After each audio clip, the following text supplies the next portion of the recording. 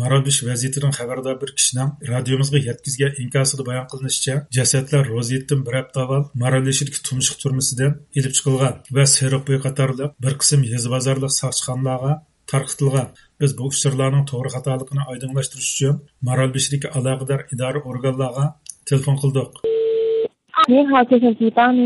Mana bu tumshuq shahar pichoq so'ndi soqchixonasi bilan Tamto'g'roq soqchixonasiniki ikki soqchixonaning telefonida beraman. Tumshuqmi? Ha, tumshuqmi. İnkasda jasadlardan birinin Seriqbo'y bozorlik o'rta maktabning pensiyaga chiqqan mudiri Qodir degan kishining o'g'li Abdug'ani ekanligi bayon qilingan. Telefonimizni qabul qilgan Seriqbo'y soqchi xodimi Abdug'ani Qodirning ahvoli haqida ma'lumot bermadi. Siz hocamı emasmi? Biz sizlarga tavallikdagi Abdug'ani Qodir degan kishiniki ahvolini egallamoqchidik. Yaqinda turmadan jasad chiqqan.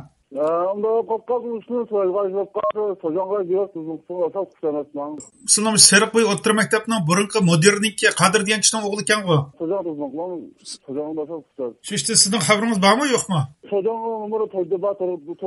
Telefonimizni qabul qilgan Seriqbo'y bozoridagi do'konlardan biri Roziyetdan bir hafta burun Seriqbo'y bozorida g'ayri rasmiy bir jiddiy holat yuz berganligini oshkorildi. Bunun deyishicha, shu kuni Maralbesh bozorida bir qator soqchi mashinalari Seriqbo'yga haybi bilan kirib kelgan. Sirtqini chiqmoqdi da shu soqchi mashinalari peyqirab, umkirdan oldi, yig'ilmoqdi. Hozir o'zimiz do'konimizdan Siz taloq chiqmanglar. Amish do'konda taloq chiqmanglar, joyda turinglar degan chog'da bir narsa deyish kerak-ku. Manda voqea bo'ldi. Bular manda sizga xavf bor deb. Nima deb dedi? Endi ularga soqchilik qilib, shu Maralbesh tarafdan shu soqchi mashinalari kelib turamiyon. Kelgandan keyin biz shu qarab turdik. Ba'zilar qurolliq shu nim tarafga shu jo'gani Qo'shqo'rg'on tarafga shu ketdi. Biz bilan Guantan orliqida shu soqchilar yo'q. Shu G'onshi komissiya odamlar shu taraf bo'lgandan keyin biz yo'ndan shu joyimiz turdik. Uni qolganini qo'lim ko'lim bo'lmaydi dedi. Bu chog'da do'kondarlar ko'chalarni bo'shatishga va do'konlarga kirib ketishga buyurilgan. Taraf bitonlarga bir kanal degandek hech kim yo'q bo'lmagandan keyin shu yerda do'konimizdan olib turdik. Bexatarlik xizmatini ishlayotgan soqchilar do'kondor va aholilarga bu jiddiychilikning sababini tushundirmagan. Mazkur do'kondor aytsa, soqchilarning 3-aholilar komissiyasidagi bir oilaga jasad topshirganligidan xabar topgan.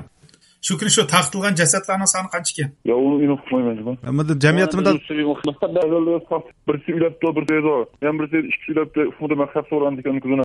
Shu siz gapini anglagan, shu bir jasad qayerda ekan, qaysi aholilar komissiyasi ekan? Shu shunday komissiya, shunday komissiya qaraydi ekan, chu? O jasadni bir ishga emas, o xil ko'pkan degan gap to'g'rimi? Shunday qilishimiz kerak bu. Telefonimizni qabul qilgan 3-aholilar komissiyasining bir xodimi o'zining buningdan 40 kun avval bir oilaga o'lim patisini nazorat qilish uchun borganligini oshkorildi. Siz shu xizmat munosabati bilan nazorat qilib borgan bu eng yaqindagi o'lim qaysi o'lim? Sizning shu tavalligingizniki.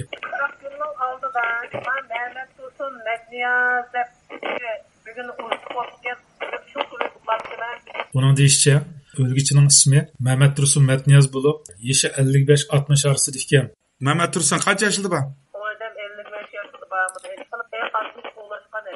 Bu nima ish qildi? Kasbi nima bu odamning? Maralbeshlik yana bir soqchixona xodimi Roziyetning oldida bir turkum jasadlarning taqtilganligidan xabar borligini tilga olgan bo'lsa-mu, ammo jasadlarning soni, manbasi va o'lim sababi haqida ma'lumot berolmadi. Voy. Qanday holingiz yaxshimi? Yaxshi.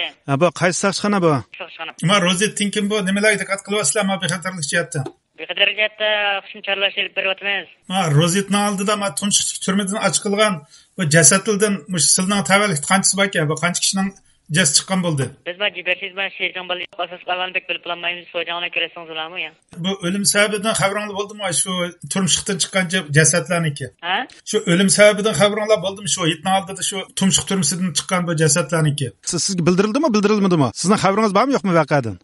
O'killardan ma'lumot so'rab ekanman, lekin shu mazkur aholilar komissiyasi xodimining deyishicha, motosiklet remotchisi bo'lgan Mehmet Tursun Metniyazning jasadi tumshuq turmasidan ilib chiqilgan. Bu nima sababdan tugab ketdi bu? Kasallik sababidan tugab ketdi. Sana yo'qmikan. Bu doktorxonada tugdimi, uydimi, yoki turmadimi? Bu yerdan jasad. Shu turma tugab ketdimi? Ha, rahbarlar turmadan chiqqan doktorxona. U ilgari haj ibodatini ado qilganlik uchun 2017-yili tutilgan va turmada jazo muddatini o'tayotgan mezgilda jon uzgan. Unda qaysi turma jazo muddatini o'tayotgan? Shu qaysida? Turmush deydi. Bu tutilishda, kesilishda nima uchun kesilgan? Boydan qilgan. Hürmetli radyo anlaşlar. Yukarıda Maral işideki motosiklet remotçisi Mehmet Rusun Matniyaz'ın roziyetini aldıda Tumşuk türmüsüdün cesti çıkanlık hakkında anlatış verdik. Kanalımızga zavğan ve bulduğun tarix bergen barlık qarindoshlarımızdan Allah razı olsun. Qarindoshlarımızdan yakından qo'llab qo'yilishi, tarixni berilishi, hammagarligi bilan texmi güzel programmalar o'tirib chiqishi hammamizdan Allah razı olsun.